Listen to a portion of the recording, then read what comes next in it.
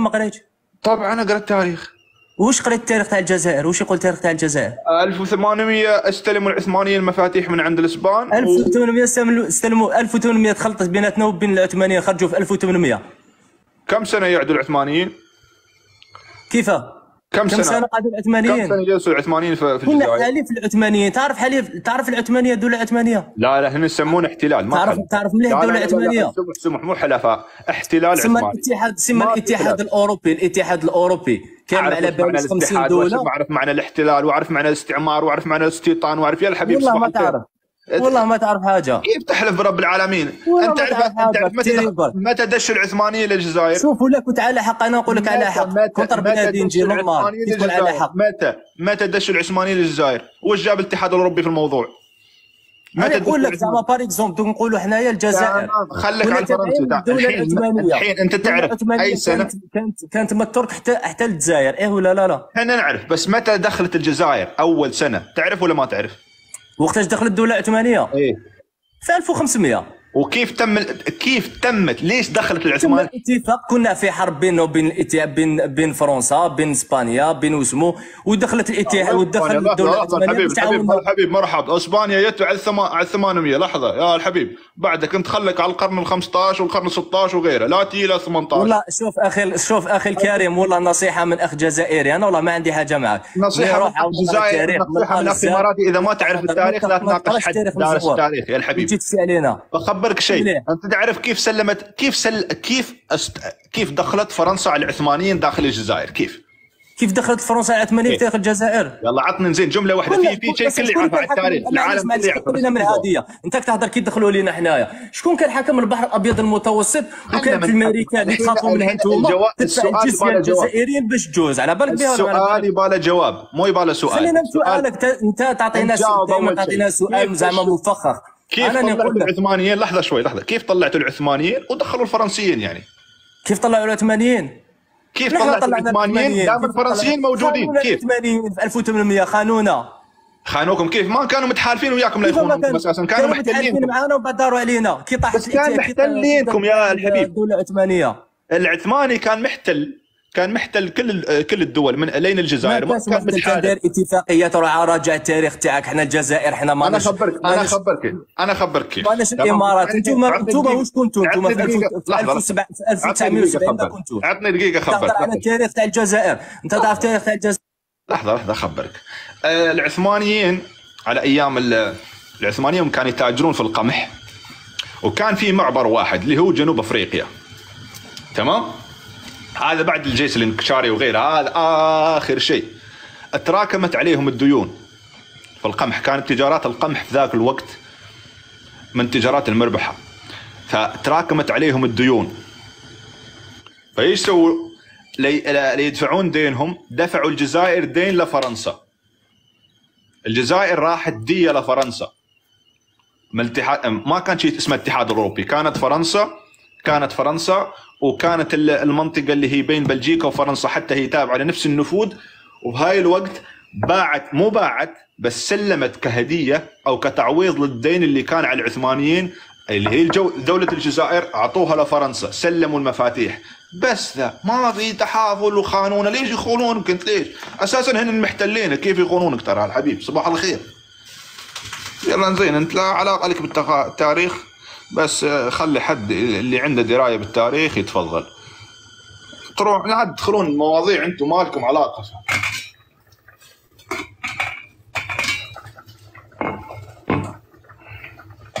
ولا حد يتكلمني على السلام عليكم. يوم اكلم انسان جزائري فمرات يكون المواضيع مسخره للضحك، لا تدخلون المغرب في كل شيء. اتكلم عن الجزائر، ما لي يخص بينك وبين المغرب. الله يصلح الامور في يوم من الايام. عليكم السلام. الله يبارك. الموضوع تاعك يا اخي. لحظه شوي. والله الموضوع كان شيء مسخره، وطلعنا كنا نتمسخر شيء، ويانا الثاني على اساس انه يفهم في التاريخ، وصراحه لا علاقه له بالتاريخ. فاذا الانسان انت داري بالموضوع تفضل، اذا مو داري لا تدخل عمرك في شيء ولا انت داري به. عادي يا اخي، انا راح نجاوبك عادي نورمال. تفضل. الموضوع تاعك. الموضوع ما عندي موضوع اليوم، بنت خلاص، سكرت حليمة صوتكرت خلاص. سكرت الموضوع. انت تعرف كيف استلمت فرنسا الجزائر من عند العثمانيين؟ من عند العثمانيين تعرف يعني شوف يعني بكل صراحة يعني هو شوف صراحة بدون في فرنسا لا اسمع اعطيك شيء، التاريخ ما يزعل. ليش؟ لان مثلا اذا كان ابوك حرامي يعني واذا انت بس لحظه مو عليك انت، على الجميع يعني، كان نبذه عامه المفروض الكل يستمع، في 140 موجودين، فلازم العالم العربي يدري ان التاريخ مو بشيء يزعل. ترى اذا انت ابوك حرامي واذا انت انسان طيب فمو بداعي انك تدفع فاتوره ابوك. ترى عادي خلاص، التاريخ يبتدى من اليوم اللي انت انولدت فيه، هذا هو تاريخك بس. انزين تفضل اخوي وليد. وايد تفضل.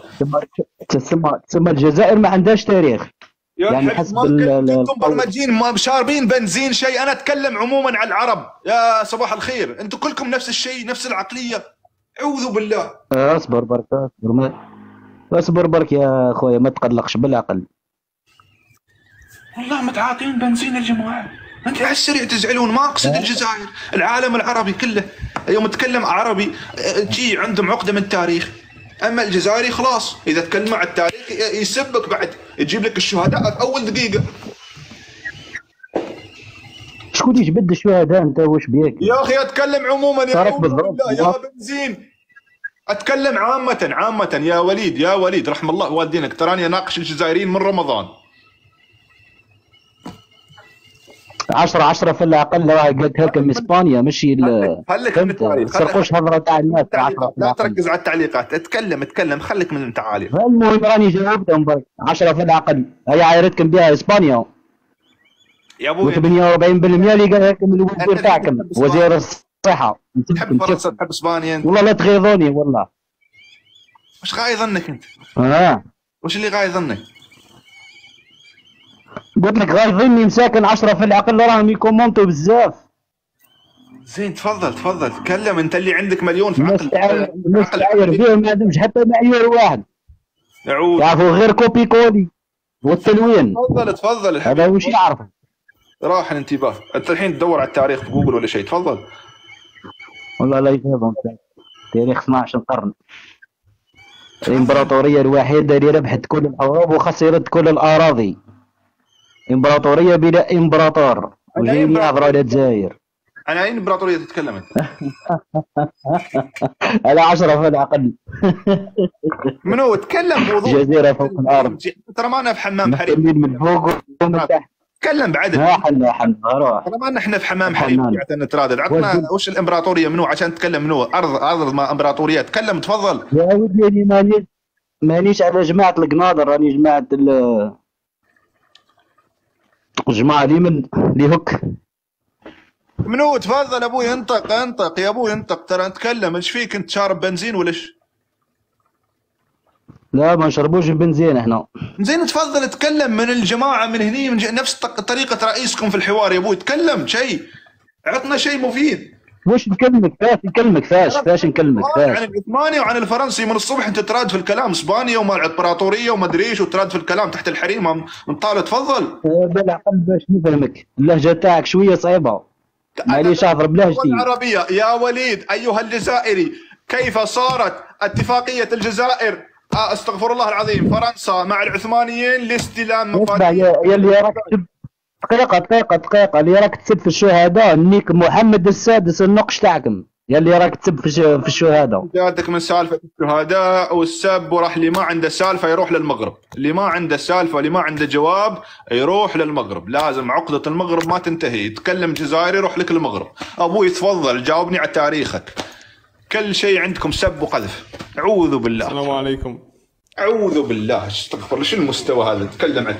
لو مثل الشهداء اقل شيء مستوى راقي، خلهم يرتاحون في الجنه.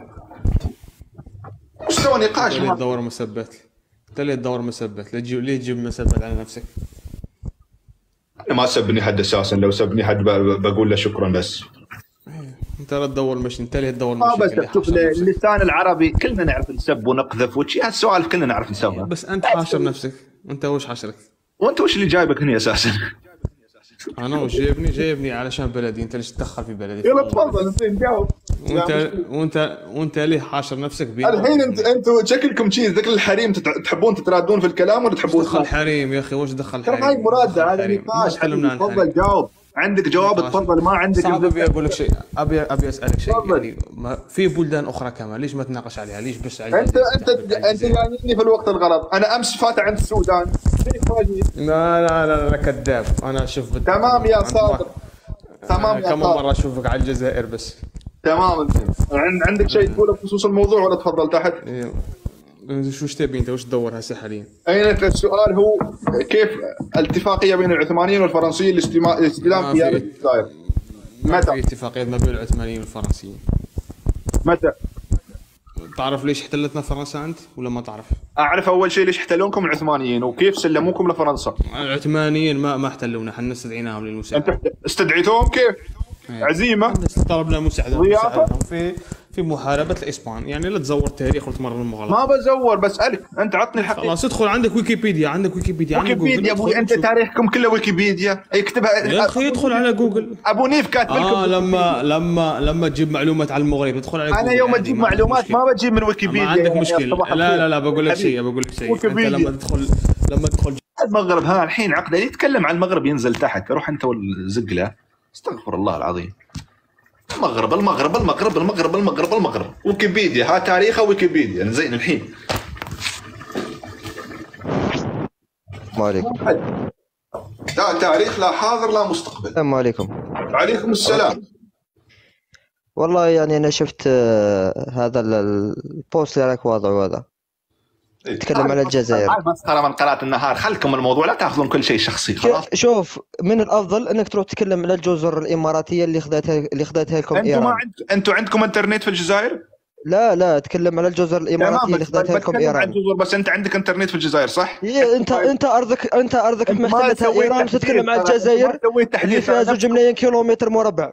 ترى نفس المعلومات، انتم ما سويتوا تحديث من 88. ترى خلاص الجزر صار فيها مطار اساسا تابع للامارات وجبل علي، وصار استضافه. شفتي مجلس الامن؟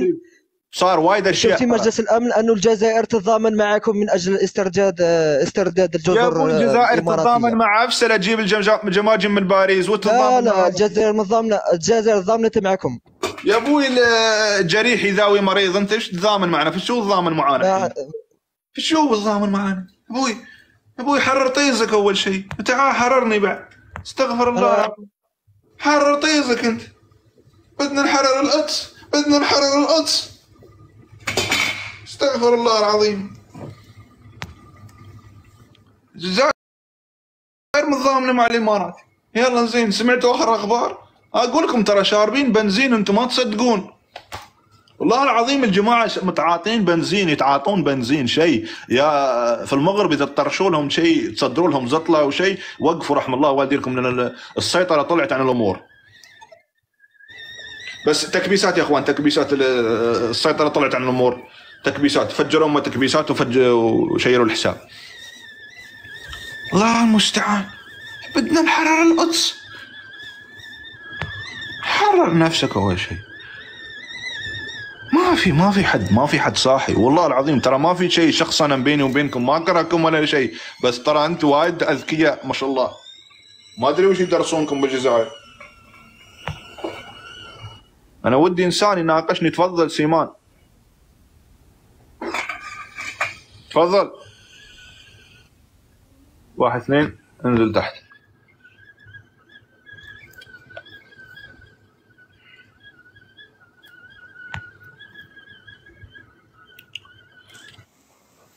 تكبيسات يا اخوان رحم الله والديكم. السلام عليكم. وعليكم السلام. هلا محمد علي.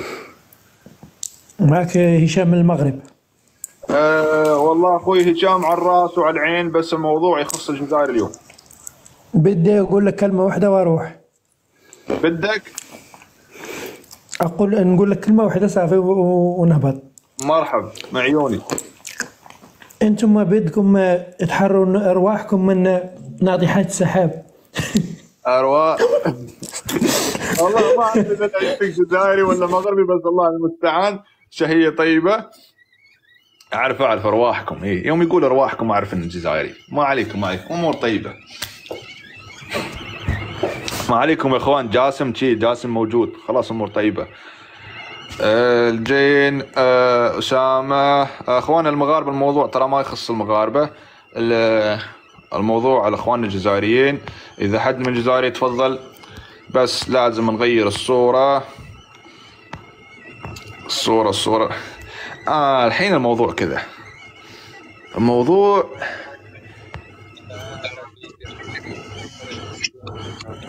اسامه صوتك يقطع ترى، تفضل.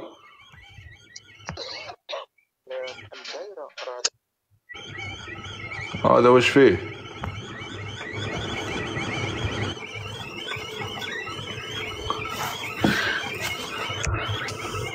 الحين السؤال واضح. ليش كل ما الاعلام الجزائري شيء عقده من المغرب؟ ليش كل ما يحطون معلومات على الجزائر على المغرب لازم يلونون على الخريطه؟ او ما فاهم. الرياضه غير، السياسه غير. انتم جاب بهارات الهندي لبهارات الامريكاني. فيكم؟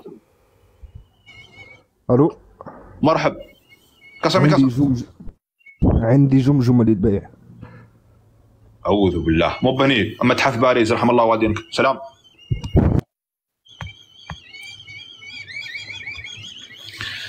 الله المستعان على ما تصفون.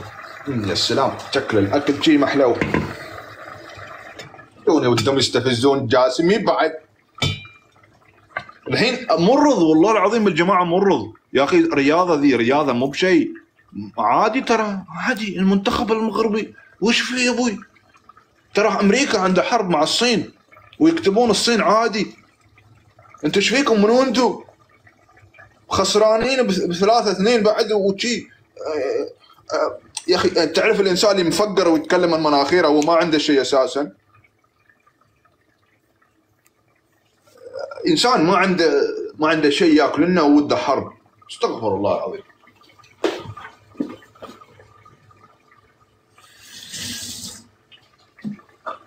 عادي ترى يدخلون السياسه بالاقتصاد جماعه منكوبين، منكوحين فكريا. تكبيسات يا اخوان. يا سلام، صالون اليوم اكل.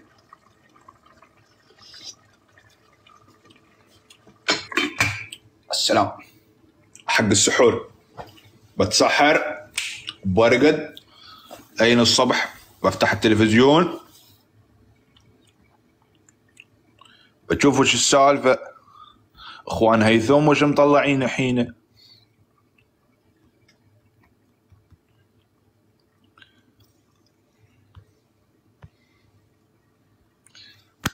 انزين انا احب اشوف الفيس ذا.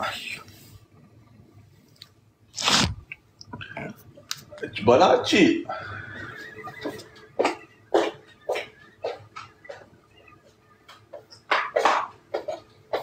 هلا يا رمان، هلا يا رمان. 1 2 3.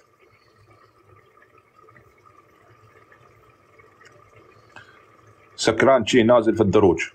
هذا هو اللي جالس اطبخه. الامارات الاماره بالسوق قطعه الارض صهيونيه. تعرف ان الصهيوني يشتغل تحت ايدي براتب 2000 ريال، مع العلم ان راتب. السلام عليكم. $13,000 يا تبازي. عليكم السلام. امدوكم ورا. معك معاذ من مراكش. اخوي معاذ من مراكش. وين من مراكش؟ ترقع. زين بس هاد الصورة اللي حط جاتني وشي شكل. انا اخبر كيف. فيها قالب جزائري، بس قالب مغربي في تندوف. زين اخونا انقطع الاتصال من اخونا من مراكش. راح النت، اطلب قسط مره ثانيه. هذا مطبع مراتي. لحظه شوي راويك يا المطبع. لحظه يا المطبع. انا مطبع واعترف. وتدري السالفه انت راكبين عليك ترى. لحظه براويك شيء. اذا انا مطبع ترى انت راكبينك. تفضل تفضل تفضل تفضل يا المطبع، تفضل يا المو مطبع. صباح الخير، هل لك تعليق على الصورة؟ قال مطبع بعد. ابن البنغالي، ابوي بنغالي مسلم احسن عن فرنسي بعد. تفضل ميرا. السلام. عليكم السلام. يعني انت ما تحشمش كل ما تزعل منك البرتوشة المروكية تعمل لايف على الجزائر؟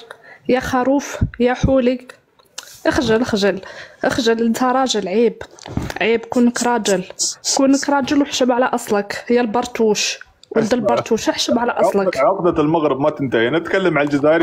انت برتوشي ولد برتوشية، تحب برتوشية، تحب وحدة دير روتي اليومي، حشب على اصلك، راك راجل. وش اللغة ذي اللي يتكلم هذه؟ برتوش وش فيه؟ لا خليك رجل، خليني نتكلم. انت مش اول ما تكلمني مش ثالث مرة تعمل لايف على الجزائر، وش مشكلتك؟ انت بيدك. لحظة على السريع، هلا خليك راجل، خليني نتكلم. اكثر من مرة تعمل لايف. ما عندك نت، روح صوب وجده، ما عندك نت. اول شيء لا تغلطين على الناس، ترى اخلاق اللي بنت الشهداء لازم ما تجيبون اخ كونك نتايا لو انك عندك اخلاق. وش جاب سالفه المغرب؟ ترى اسرائيل. خليك راجل وما تسكر، ما ديزاكتيفيش الميكرو، ما ديزاكتيفيش. لازم تسكتين، ما تسكر.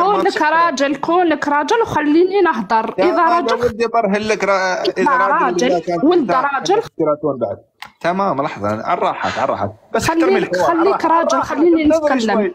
انتظري زين، انتظري. خليني انا نتكلم. اكثر من مره تعمل لايف على الجزائر. بس انتظري، ايش فيك انت؟ معاطيه بنزين. لحظه، على الراحات، انتظري شوي. حوار بس.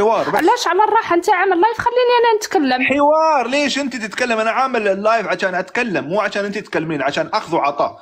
تتكلمين 1000 مره. ما عندكش، ما كانش مواضيع في. تمام، لحظه شوي زين، انتظري يا اخي ما تعملش لايف على الجزائر، اعمل لايف على بلاد. انتظري شوي، انتظري. اعمل لايف، قول ليش الامارات مطب. على اللحظه، شوف الحين تتكلمين على التطبيع، ما تشوفين الصوره. انتوا اللي تدعمون اسرائيل. لا اتكلم. انتوا اللي ما يهمكش هذا الموضوع. احنا الجزائريين اللي نعملوا عليه لايف، مش انت. لحظه، انزلي تحت، انزلي، روحي على مطبخك، اطبخي لهم سكران في الدروج. اذا زين، ايش فيكم انتم احفاد الشهداء؟ شي اسلوبكم لازم المغرب. انا اتكلمك عن الجزائر، المغرب. يا اخي حد يتكلم، ابوي تكلم عن شيء ثاني غير المغرب. استغفر الله العظيم. السلام عليكم. عليكم السلام. لازم عقدة المغرب. استغفر الله العظيم. الاب وش جاسم؟ لحظه جاسم. لحظه، هيثم. هلا، تكون انت هيثم اللي عبالي. هيثم يلعب لك بها لعب يا النقش. هيثم اللي عبالي اللي ناقشتك اخر مره، صح؟ خليك من اساليب النرجسه والسواليف هذه. ترى احنا كنا نعرف نسب ونمرر الكلام من تحت الطاوله، بس احنا رجال الحمد لله. اسمع صح، ابغى نسقسيك صديقي. تفضل. شحال عندك فايده؟ شحال فايده في البث؟ شحال تدخل؟ والله العظيم لو تشوف حسابي فيه تقريبا في 100 ريال. لا كاين فايده صديقي. اللي اخسرها من هذه فيها فايده، مش ما فيهاش فايده. مش فيكم كلكم تي مندفعين. تعرف ايش اللي انا اخسرها؟ انترنت على التيك توك. يمكن يدخلون الناس ثاني، ما محتاج لا مدخول البثوث ولا مدخول الطز ولا غيره. انت تشوفني افتح من اسبوع لاسبوع، ولا محتاج حد. لا ترد التعاليق يا اخونا من دبي ولا من وين انت. ما محتاج حد اساسا. الموضوع ما له علاقه. تفضل، شيء مسخره بس، مواضيع ترفيع عن النفس، وما بجيب شيء غلط ترى. تفضل افتح المايك وتفضل. راح عند النت، روح صوب وجه. محتاج فلوس. كلكم عندكم ماديات تشتري ترى. ما كل حد يجيب لي سالفه المغرب بعد. المغرب ما في واشنطن لا يجيب سالفه المغرب. تفضل. طلعني اخويا، طلعني. انا بطلعك. وين بطلعك؟ اتكلم عليكم. كيف؟ ادردش معاكم. من وين انت؟ انا من الجزائر. من وين من الجزائر؟ منين؟ من الجزائر العاصمة لا كابيتال. كابيتال؟ وش هي فرنسي ولا انجليزي؟ احنا يا قور، احنا روام، احنا فرنسيين. انتم فرنسيين؟ الحمد لله.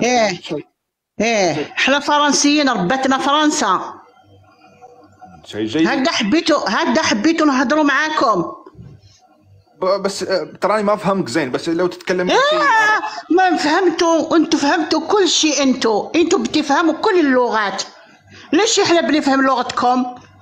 بس لان ما نفهم عراقي، نفهم يماني، نفهم اردني. نتكلم فرنسي لان ما نتكلم احنا نتكلم فرنسي. انتوا ما تكلموا العبريه تاع اليهود. اي عادي. شالوم يا مطبعين، يا الحسادين، يا الغيورين من الجزائر، راح تنقهروا من الجزائر. انتوا المراكش لكم الطاقوس. انتوا ليش تطرشون المساعدات حق اسرائيل والغاز وشي؟ لحظه، راح عند المايك، يمكن ما تدري ان المايك مبند. تفضلي افتحي المايك يا كوكو.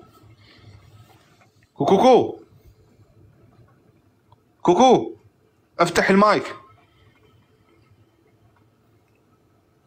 افتحي. والله انت انسانه كبيره في العمر، بس انك تنزلين كلام عن المغاربه عيب ترى. حتى انت نفس العقليه، سبحان الله، الكبير نفس الصغير. تفضلي، ما تعرفنا المايك من شيء. تفضلي افتحي المايك يا كوكو. لا لحظه، بشوف الفرنسي وش معناته افتح المايك. لحظه، قاموس الفرنسي العربي فرنسي. اوفر ميكرو، اوفر لو ميكرو.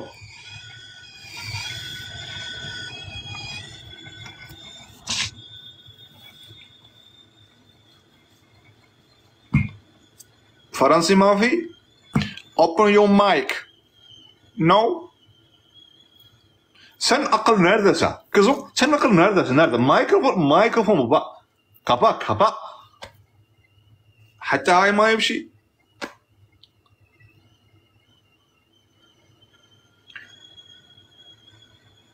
على الرفيصة الميكروفونة.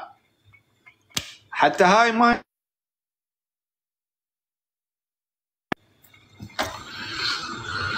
Buenas noches. Cristiano Ronaldo.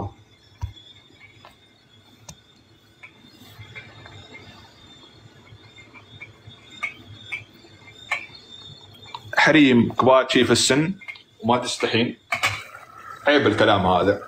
أنا قلت إن إنسانة شي كبيرة في السن،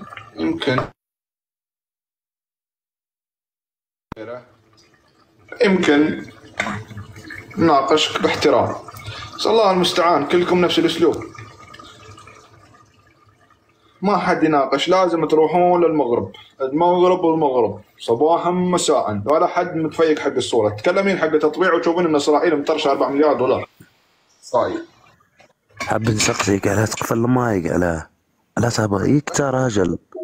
تكلم مثل الرجاجيل، لا تسب ولا تقذر. تراني نهضر معك مثل الرجال، علاه تقفل المايك علاه تقفله.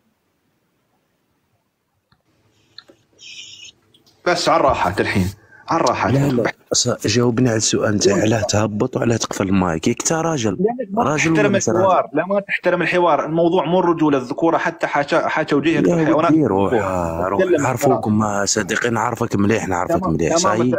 بس انت وش رايك في التجاره؟ لا اسمع صديقي، الحوار انت تحاور الناس، ما تقفلش على انسان يتحاور معك، على تقفل المايك. قبل لا ترد، اول شيء هذا هو اسلوب الحوار. ثاني شيء يوم يسالك انسان المفروض تجاوب، ما تسال. ثالث شيء يوم يكون الموضوع الجزائر لا تروح. انا فاهمك، اسمع كل انسان وكيفاه تحاوره. الناس مش كيف. ما فيك كل انسان. اسلوب الحوار تم في اسلوبك. ليس من الحكمه ان تعض كلبا قد عضك. انزين الصوره لو سمحت. 4 مليار دولار من الجزائر لاسرائيل. وش رايك؟ هذه من عندك؟ هاي من عندي. ادخل على الموقع الحين مباشره واثبت لك. ادخل على جوجل مباشره يا ودي. امن هزش من جوجل، احنا نشوفوا الواقع. احنا مش تاع مواقع. وين الواقع؟ على اساس انت عايش في تل ابيب ولا فلسطين؟ يا جاسم خويا، خلينا من الترهات هذه والحكايات. على موقع التجاره العالمي واكتب بالانجليزي او فرنسي وباللغه اللي تحب انت، اكتب معاملات الجزائر مع اسرائيل بس. وين الواقع؟ الواقع في جيجل. الله يهديك. والله اسمع وش نقول خويا، وش نقول لك؟ الله يهديك. تدخل تاكد بنفسك بس. يا وشت بصح ما كانش منها هذه، ما كانش منها شتها الحكايه. ذاك اليوم انت اللي جيت نفس الكلام، الجزائري اللي دخلته وما ادري من واللي من كندا ولا وش قلت لك انا شو قلت لك ما كانش منها مخدومه. يوم دخلت وتاكدت على المباشر في الموقع طلع شيء صح. اساسا انا مخلي سكرين شوت عشان تشوف الموقع، ترى فوق شيء ما في فبركه، ما في ولا طز ولا شيء. يعني طز معناتها في تركيا الملح. يا خويا الله يهديك، شو بغي نقول لك؟ الله يهديك الله يهديك. زين انت الحين وش الواقع بالنسبه لك انت؟ كيف متاكد انا حاجه كيف متاكد ان الجزائر ما عندها علاقه باسرائيل؟ هي ما عندهاش علاقه صح. حاب نسقسيك كيف تقول لك تمول فيها، راه تمول فيها كيما راك تقول. السفينه هذيك تاع الغاز يا كيما خرجوا حكايه وداروا لنا فيلم، السفينه تاع الغاز هذه كاينه منها. اعطيني دليل، هات لي دليل. الدليل تدري السفينه طلعت من الموانئ الاماراتيه في الجزائر على فكره ترى.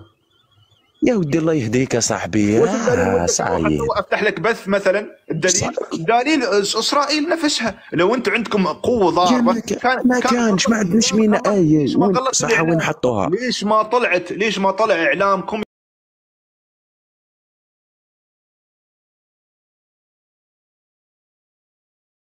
يتهم؟ اول شيء السيد نتاعها في السيد وين حاطينها؟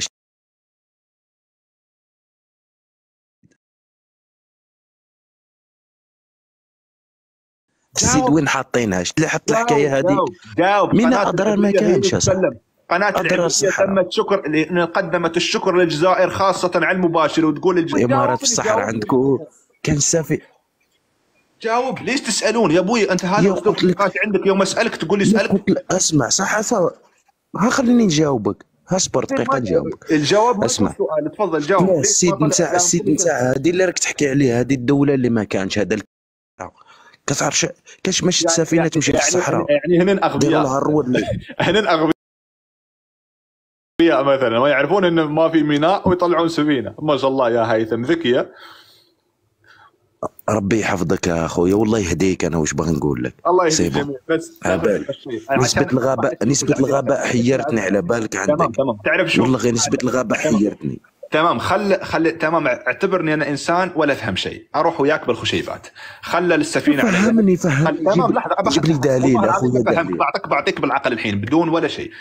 اعتبرني انا كذاب واعتبرت كل شيء كذاب. بعطيك بالمنطق. كيان الصوص منو انشأه؟ على يد اي دول تم انشاء كيان الصوص؟ على روسيا، فرنسا، بلجيكا، بريطانيا، امريكا. هذول 5. من الاتحاد الاوروبي 2، من بريطانيا، من امريكا، ومن روسيا اللي هو الاتحاد السوفيتي، وبعدها المهم ذات روسيا وغيرها. 5 دول صحيح. عندك علاقات مع فرنسا والاتحاد الاوروبي؟ اي نعم. عندك علاقات مع بريطانيا؟ اي نعم. عندك علاقات مع روسيا؟ اي نعم. معناته ايش؟ عندك مع الشيطان ابوه. صدق ما يحتاج، كلهم يدعمون اسرائيل. بس خلاص من الاخير ليش تتعب مخك انت؟ اذا انت تدعم اساسا ابوه للشيطان، وش دخلك في الشيطان؟ ترى بس شي على الراحات.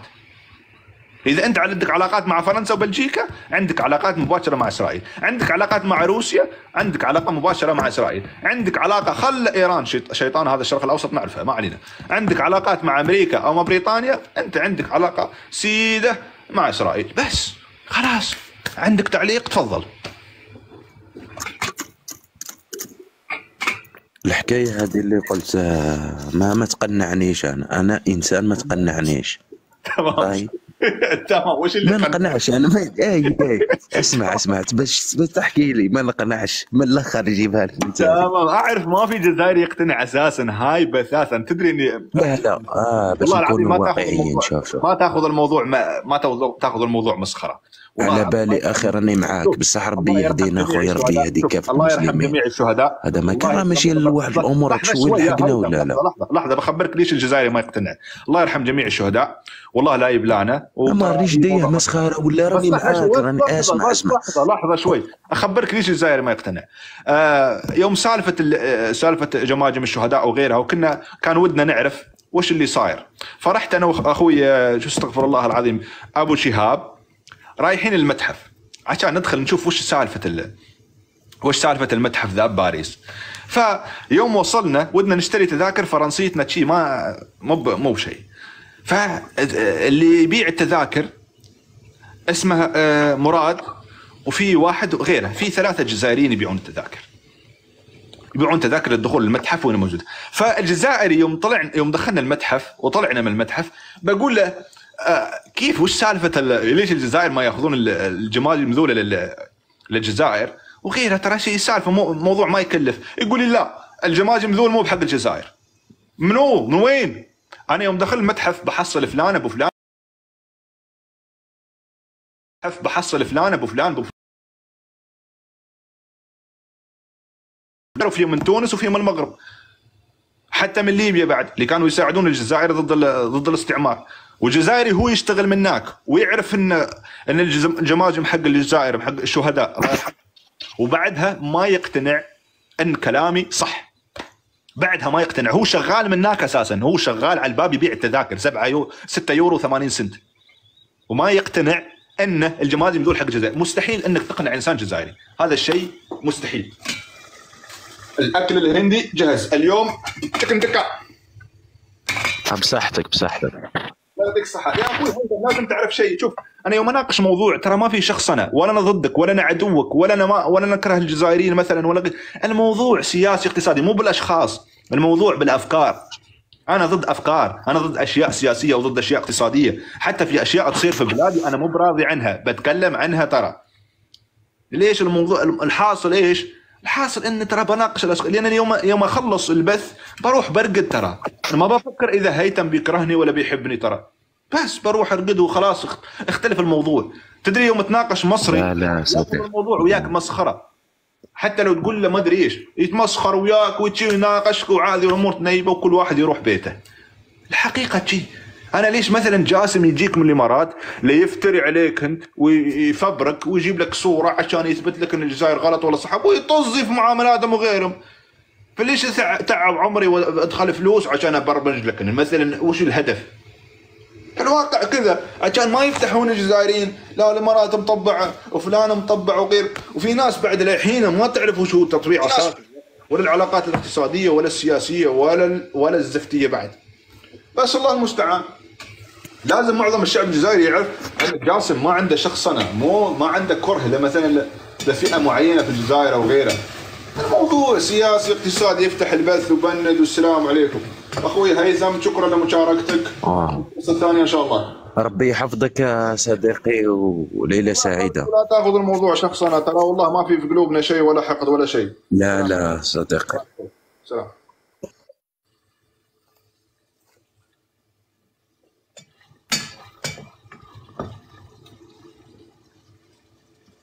مواضيع سياسيه انا انسان متزوج رحم الله والدينك، لو فكيني لو سمحت.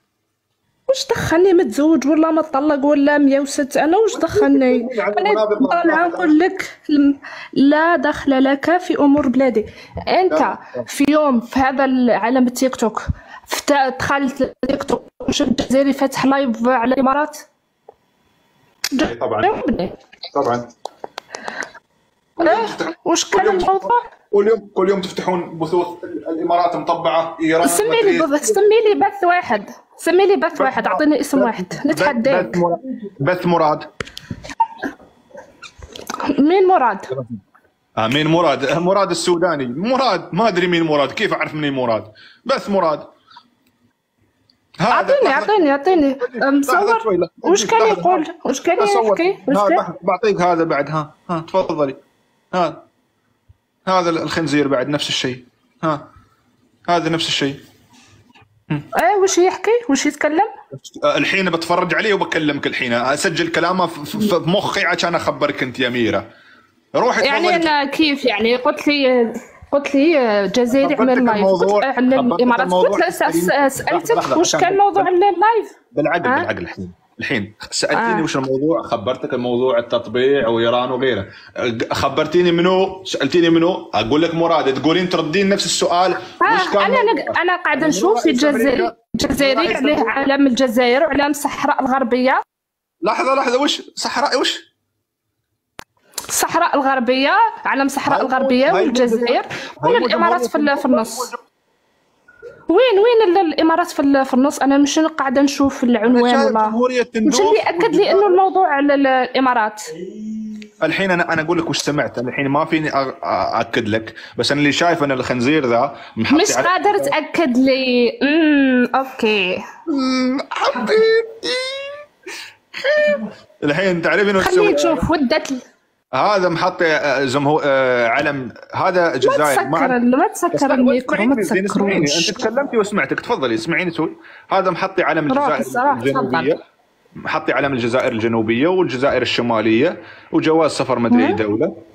فالموضوع هذا يوم سويت سكرين شوت كان اوريدي مغير الموضوع، كان يتكلم عن الامارات والتطوير. والموضوع الحين مش كان الان قلت لك وش كان الموضوع، قلت لي ما دخلت. الموضوع كان جمهورية تندوف الجنوبية وجمهورية الجزائر. أنا سألت الجزائري يتكلم على الإمارات، أنا على الإمارات قلت لك أعطيني الجزائري ما لقيت. يعني خلي شوف بالعقل يعني أنت شوف أنت منافق، ما تكونش متناقض مع نفسك، خليك منافق بس صفة واحدة سيئة تكفي. الحين أنت وش مزعل؟ فهمت؟ الحين وش مزعل؟ أنا نزعل منك؟ ليش نزعل؟ أنا عندي أكثر من مرة نلاحظك تعمل لايفات على الجزائر. وش وجعك الجزائر؟ الجزائر بعيدة على بلادك، إحنا أصلا ما نعرفكم. علاش قاعد تضيع وقت وتتكلم على الشعب ما يعرفكش أصلا، ما نعرفوكمش أصلا. ودك تعرفي جوابي ليش زعلان من الجزائر؟ انا اقول لك الصراحه اليوم، تمام؟ ما يهمناش انك تزعل ولا تتفلق، ما يهمناش. انت اخر همنا، انا همي بلادي. ما تتكلمش على الجزائر، خليك راجل. حاب تتكلم على الجزائر وش تبغي؟ هذه شاربه بنزين، وش تبغي ذي؟ انت متعاطيه شيء؟ لا انت شكلك تساليني سؤال يوم ودي اجاوبك، ما ودي اعرف. بالضبط، لا مروكيه قويه. ما تتكلمش على الجزائر، ما تتكلمش. ولا حاب تتكلم على الجزائر طلع بوشك، خليك راجل وطلع بوشك. لا متزوج. واش دخلني انا ما شكيتش نفسي انت متزوج. واش تبغيني في وشي؟ خلينا نشوفوا هذا الجاسم اللي كل مره يفتح لايف على الجزائر. خلينا نشوفوا وجهك، خلينا نعرفوا جاسم. لما نطلعوا الامارات لا ما بترحب بالنفس. متزوج لو سمحت، رحم الله والديك، احترم. الحين وش ودك؟ الجزائريين تحبوا الرجال، الواحد كي يحكي علينا يخرج بوجه. الحين وش ودك؟ انا اعرف انت طالبه قسط، تفضلي وش تبغي؟ الحين وش ودك؟ وش سؤالك؟ ما تتكلمش على الجزائر، خليك راجل ما تتكلمش الجزائر. اتكلم على المغرب، عندك قرود المغاربه قاعدين يصفقوا لك لتحت. تتكلم على المغرب، قول الروتين اليومي المغربي، البرتوش المغربي، لانه كل مشاهدينك من المغرب. انا ما شفتش جنسيه ثانيه قاعده.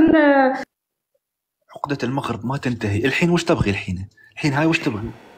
ما تتكلمش على الجزائر، اتكلم على حبيبتك المغرب. عندك قرود مغربيين قاعدين يصفقوا لك، تتكلم على بلادهم. عندهم كثير مواضيع، الروتين اليومي، البرتوش المغربي، عندهم الجماجم، وعندهم نسيت ستاربوكس، عندهم ام حسن، وعندهم بورذيل، وعندهم الجزر، وعندهم سطايفيه، وعندهم تدري ايش البريكس، وعندهم العدس، وعندهم جمهوريه تندوف. الله المستعان. بس زين بخبرك شيء، انتم لازم يوم تسبون المغاربه، وانا لاني ما مطلع المغاربه على القسط، فلازم اسمعك شيء، لانكم انتم ما تستحون. لازم سالفه المغرب ما تخلص، سالفة المغرب عقدة، أعوذ بالله، عقدة. مبرمجين على المغرب،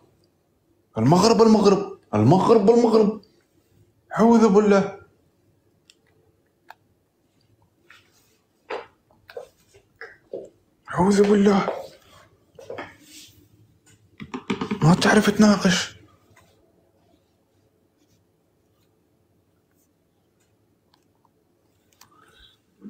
زين بصير ببند يا اخوان. اسوي متابعة للحساب. دقيقة كام؟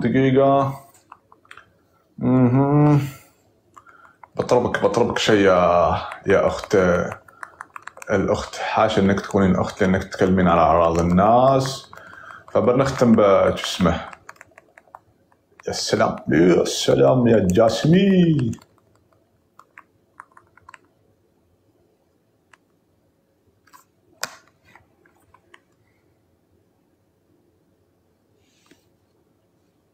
والله العظيم عندهم عقدة مغربية ما يخلصون.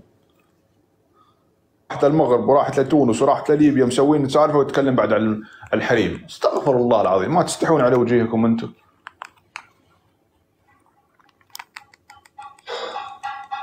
يلا زين بعد بند البث يا اخوان تكبيسات فجروا ما تكبيسات.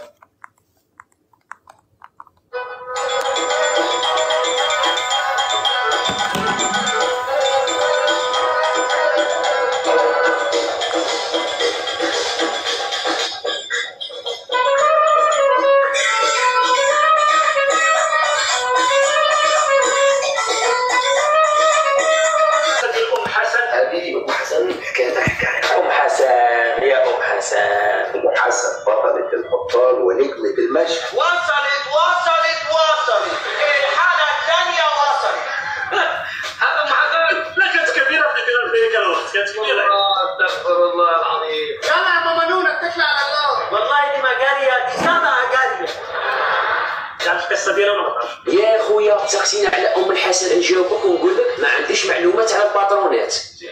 تتفرج وتسكت وتسمع باش تستفد. هي جزائريه بائعة هواء من الطراز القديم، جاءت مع مجموعه من القوادات الجزائريات كنا يعملن مع المستعمر الفرنسي واسسوا اولى اوكار الدعاره في الدار البيضاء وفي مكناس وفي فاس، وهن النواه الاولى لهذا بوسبير. يا نهار اسود يا نهار اسود.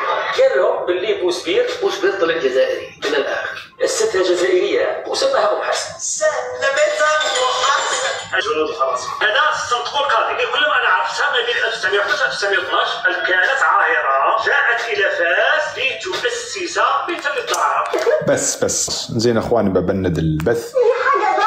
واحد بيرة مرحوم هي التي ادارت هذه الشبكه داخل المغرب وكانت ياتون بهذه الفتيات من الجزائر بطبيعه الحال. ماروكيات اللي كانوا يخدموا في بوسبير كانت اغلبيتهم في بوسبير اغلبيه جزائريه. الدليل انا عايز اقول ان الادله هو الرئيس الله المستعان. يلا زين يا اخوان السلام عليكم ببند البث بعدين.